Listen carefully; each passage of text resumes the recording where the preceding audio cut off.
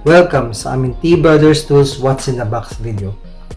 Ang power tool na papakita namin ngayon ay ang Makita NHP 1300S Made in Japan Hammer Drill.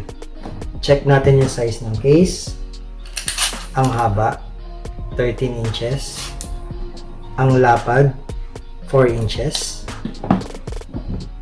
Ang taas, 11.5 inches.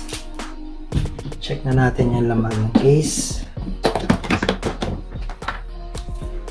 Manual, warranty card, side grip, chuck key. Ito na yung unit. Ito ang kanyang manual.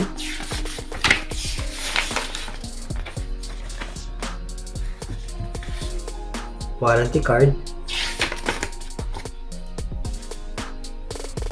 Side grip.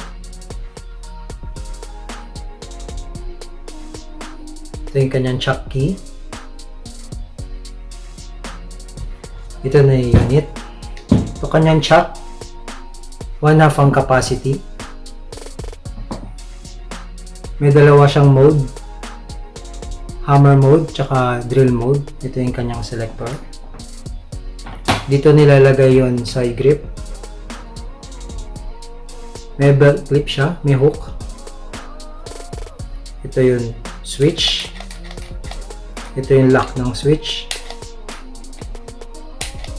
May selector, speed selector sa switch. Nandito yung forward and reverse switch. Dito nilalagay yung chuck key.